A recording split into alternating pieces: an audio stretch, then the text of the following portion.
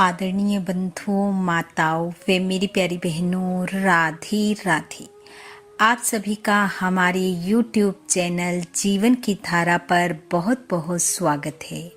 बंधुओं, आज हम इस वीडियो में भगवान भोलेनाथ व उनके भक्त की कथा सुनेंगे, जिसे भाव व श्रद्धा पूर्वक सुनने सुनाने से भगवान महादेव की कृपा प्राप्त होती है। कथा कहानी सुनने के बाद यदि आप हमारे चैनल पर नए हैं तो कृपया हमारे चैनल को सब्सक्राइब करें, बेल आइकन को प्रेस करें ताकि हमारी वीडियो की नोटिफिकेशन सबसे पहले आप तक पहुंचे। वीडियो को शेयर व लाइक भी जरूर करें। बंधुओं, सोमवार का दिन भगवान भोलेनाथ को समर्पित दिन है। इस दिन भगवान भोलेनाथ को प्रसन्न करने के लिए उनकी पूजा अर्चना कर उनसे संबंधित कथाओं का श्रवण विशेष रूप से करना चाहिए। तो आइए सुनते हैं आज की कथा, जो कि इस प्रकार है। कथा के अनुसार भगवान भोलेनाथ के एक भक्त थे, नाम था विद्यापति। विद्यापति भगवान भोलेनाथ के अनन्य भक्त थे। वह नित्य प्रति भगवान शिव के मंदिर जाते, उन्हें जल अर्पित करते। भक्त के भाव को देखकर एक दिन महादेव के मन में आया कि क्यों ना कुछ समय इस भक्त के साथ व्यतीत किया जाए। महादेव ने अपना रूप एक साधारण से व्यक्ति का बनाया और विद्यापति के द्वार पहुंचकर दरवाजा खटखटाया।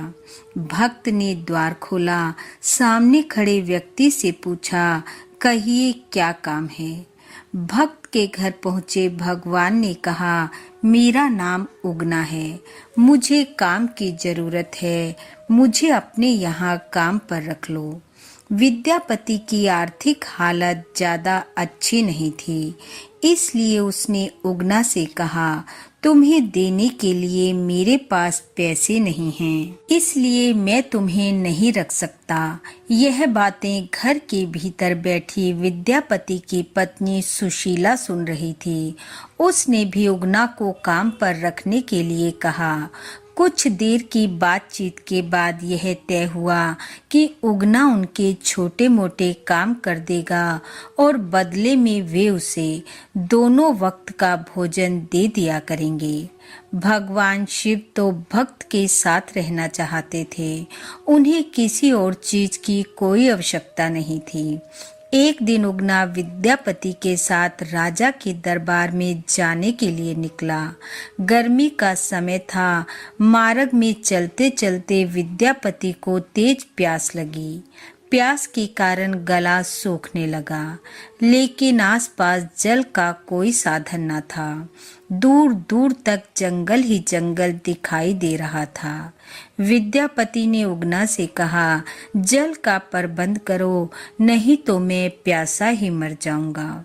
भगवान शिव कुछ दूर गए और शीघ्र ही अपनी जटा खोल एक लोटा गंगा जल भर लाए और जल्दी से लाकर विद्यापति को दे दिया।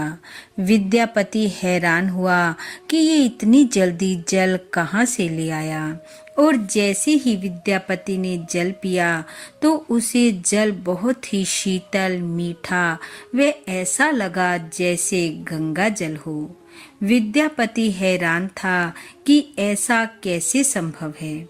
विद्यापति को उगना पर संदेह हुआ और पूछा, अपना वास्तविक परिचय दो कि तुम कौन हो।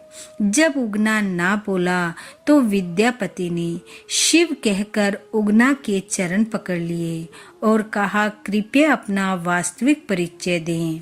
भक्त के प्रेम पूर्वक किए गए आग्रह को भगवान कैसे ठुकरा सकते थे। भगवान शिव ने विद्यापति को अपने वास्तविक स्वरूप के दर्शन कराते हुए कहा, पुत्र, मैं कुछ समय तुम्हारे साथ रहना चाहता हूँ, लेकिन ये बात अब तुम किसी को नहीं बतलाओगे। मैं कुछ समय तुम्हारे साथ व्यतीत करूँगा और फिर लौट जाऊँगा। विद्यापति को संसार के मालिक का सानिध्य मिल चुका था। उन्होंने भगवान शिव की बात को स्वीकार कर लिया। एक दिन विद्यापति की पत्नी सुशीला ने उगना से कोई कार्य करने को कहा, लेकिन उगना वह कार्य ठीक से नहीं कर पाया, जिससे क्रोधित हो सुशीला चूल्हे की जलती हुई लकड़ी लेकर मारने को उगना के पीछे भागी। जैसे ही विद्यापति ने यह दृश्य देखा, वो जोर से बोला, ये क्या कर रही हो? ये हमारे महादेव हैं। विद्यापति के ऐसा बोलते ही महादेव अंतर ध्यान हो गए। सुशीला पश्चाताप की अग्नि में जलने लगी और विद्यापति पागलों की भांति उगना उगना कहते हुए उन्हें वनों, जंगलों, खेत खलियानों में ढूंढने लगा। भक्त की दशा देख महादेव को दया आ गई। वह विद्यापति के समक्ष प्रकट हुए और कहा, हे पुत्र, अब मैं तुम्हारे साथ नहीं रह सकता, लेकिन उगना रूप में जो मैं तुम्हारे साथ रहा, उसके प्रतीक चिन्ह के रूप में अब मैं शिवलिंग के रूप में विराजमान रहूंगा। ऐसा कहते ही भगवान महादेव अंतर ध्यान हो गए और वहां उसी स्थान पर शिवलिंग प्रकट हो गया, जिससे लिपट विद्यापति ने अपने अश्रुओं से शिव का अभिषेक किया। बंधुओं, उगना महादेव का प्रसिद्ध मंदिर वर्तमान समय में मधुबनी जिला के भवानीपुर गांव में स्थित है। इस प्रकार जो भी मनुष्य भक्ति भाव से उगना महादेव के दर्शन करता है, इस कथा को पढ़ता सुनता व दूसरों को सुनाता है, वह महादेव की कृपा को प्राप्त करता है। बोलो महादेव भगवान की जय। बंधुओं, भगवान महादेव की कृपा आप व आपके परिवार पर सदैव बनी रहे। आपका घर आंगन खुशियों से महकता रहे। इन्हीं शुभकामनाओं के साथ आप सबका बहुत बहुत धन्यवाद। राधे राधे।